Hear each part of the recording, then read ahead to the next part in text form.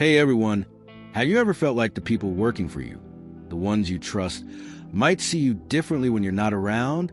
Have you ever worried that the smiles they give you to your face might hide something else? It's a thought that can keep any hard-working person up at night. That little seed of doubt about whether you're truly connecting with the people who help make your dreams a reality. It stings, doesn't it? That fear of the unknown intentions of those closest to your work life. Well, today's story dives right into that feeling, that very suspicion that gnaws at you sometimes. It's about a boss who decided to see for himself what happens when he's not in charge, when he's just another face in the crowd at his own diner. Before we get started, tell me in the comments below, where in the world are you watching from? It's always amazing to see how far our stories reach. And hey, if you're as curious as I am to see what this boss uncovers, go ahead and tap that like button. It lets me know you're ready for a story that might just hit close to home. This story, the one we're about to dive into, it's for you. Yes, you, the one who works hard, who cares about what they built, and who sometimes wonders what really goes on behind the scenes. So, what happens when a man who signs the checks walks in as just another customer? Let's find out. Elias Thorne had poured his heart and soul, every last penny and countless sleepless nights, into the Daily Crumb, a cozy little diner nestled in a bustling part of Oak Haven. It wasn't fancy, but it was his. It was a place where people came for a good, honest meal and a friendly face. Or at least, that's what he hoped. Lately, though, a knot of unease had been tightening in his stomach. Little things, whispers he'd overheard, a certain coolness he'd sensed from a couple of his longtime cashiers, had planted a seed of doubt. Were they truly happy? Did they respect what he was trying to build? Or was it all just an act? Driven by this gnawing suspicion, Elias hatched a plan. He would go undercover. He'd see the Daily Crumb through the eyes of an ordinary customer. He'd observe his employees without them knowing who he really was. It was a risk he knew. What if he didn't like what he saw? What if his fears were realized? But the need to know, the desire for truth, outweighed the risk. The day he chose for his undercover mission was a busy Saturday. He donned a simple baseball cap pulled low over his eyes, a faded jacket, and jeans. He even practiced a slightly different way of walking, a bit more of a slouch. Looking in the mirror, he barely recognized himself. "Okay, Elias," he murmured to his reflection. "You're just another guy looking for a sandwich." Walking into the Daily Crumb felt strange, almost surreal. The familiar aroma of coffee and freshly baked bread usually filled him with pride. But today, it was tinged with anticipation and a hint of dread. He took a seat at the counter, a spot that gave him a good view of the two cashiers on duty, Mallory and Brenda. Mallory had been with him since the beginning. She was always bright and cheerful, a real ray of sunshine behind the counter. Brenda was newer, but she was efficient and generally seemed pleasant. Today, however, as Elias watched them interact with customers, he noticed a subtle difference in their demeanor compared to when he was around. It was almost like a switch had flipped. They were still polite, but there was a certain detachment, a lack of genuine warmth that he usually saw. He waited his turn and then ordered a simple turkey and Swiss on rye. As Mallory rang him up, her smile seemed automatic, reaching her lips but not her eyes. "That'll be $7.50, she said, her voice flat. Elias paid and took a seat at a nearby booth to wait for his sandwich, his gaze fixed on the two women. That's when he heard it. Mallory leaned over to Brenda, and in a hushed tone, but loud enough for Elias to hear clearly, she said, "Did you see the look on that guy's face when he ordered? So clueless." Brenda giggled, a sharp, unkind sound. "Yeah, and the way he was dressed? Definitely not one of our regulars." A wave of disappointment washed over Elias. It wasn't about him. Not exactly. It was about the way they were talking about a customer, any customer. This wasn't the friendly, welcoming atmosphere he had strived to create. He tried to tell himself it was just a small thing, a momentary lapse in judgment. But then he heard more. Brenda sighed dramatically. "Ugh, this place is so slow today.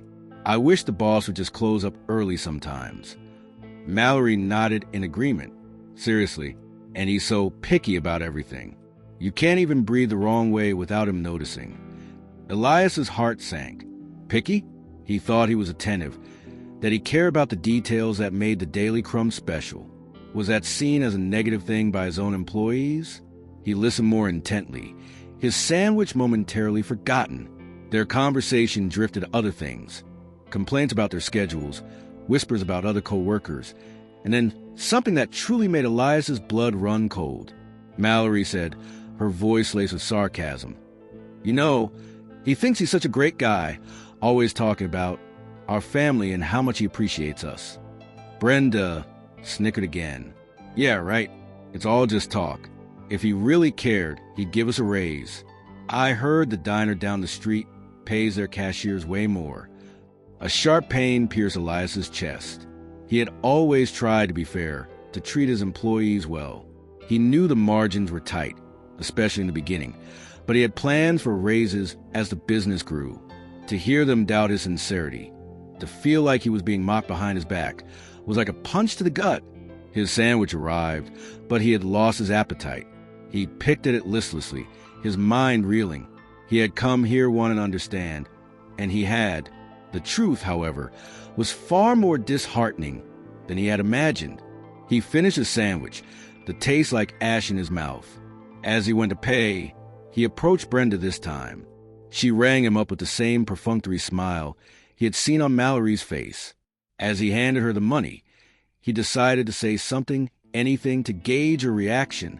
"You know," he said casually, trying to keep his voice even, "it's tough running a small business. You really have to care about your customers and your employees." Brenda just nodded, her eyes already on the next customer. "Yeah, I guess so," she said without looking at him. That was it. No hint of recognition, no flicker of understanding. He was just another faceless customer to her. Elias left the Daily Crumb feeling a profound sense of sadness and betrayal. The place he had built with so much love now felt tainted. The smiles he had trusted now seemed like masks. He didn't confront Mallory and Brenda immediately. He needed time to process what he had heard and felt. He spent the next few days observing them from a distance, noticing the same patterns he had seen during his undercover visit. The genuine warmth seemed to be reserved for when he was physically present. Finally, he called a staff meeting. Everyone was there, including Mallory and Brenda. He started by talking about his vision for the Daily Crumb, the importance of creating a welcoming environment for everyone who walked through their doors. He spoke about teamwork, about mutual respect, and about the idea of the diner being more than just a place to eat, a community. Then he paused, his gaze sweeping across their faces. "Recently," he said, his voice calm but firm, "I had an experience here, in this very diner, that gave me a different perspective." He went on to recount his undercover visit, the things he had overheard. He didn't name names, but his words hung heavy in the air. The color drained from Mallory's face, and Brenda avoided his gaze, her hands fidgeting nervously. "It hurt me," Elias continued, his voice filled with genuine emotion.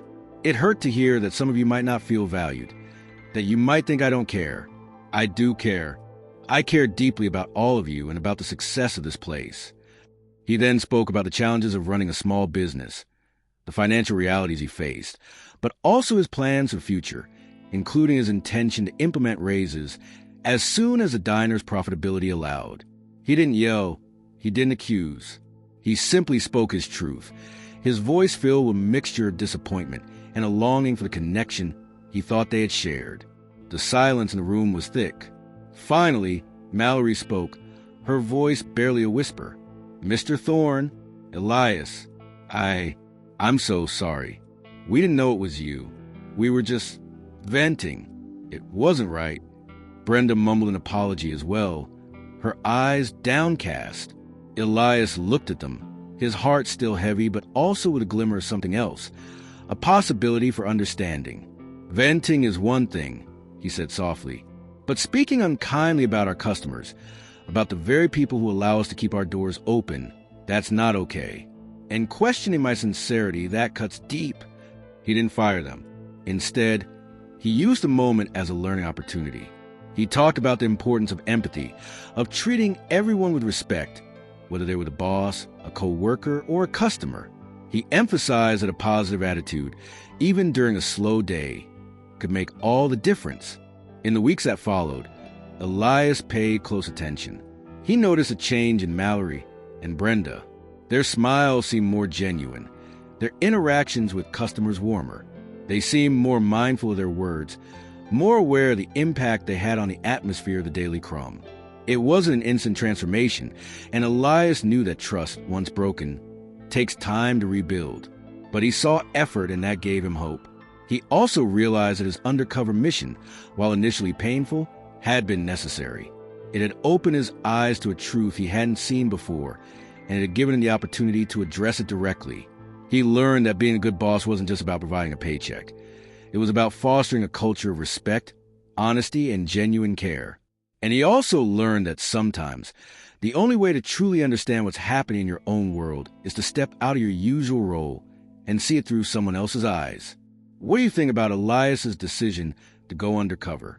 Have you ever experienced something similar, either as an employee or an employer? Share your thoughts in the comments below. And if this story resonated with you, don't forget to hit that like button. It means a lot. And remember, the people you work with, the people you serve, they're all human beings with their own feelings and perspectives. Treating everyone with kindness and respect, that's the real secret to building something truly meaningful.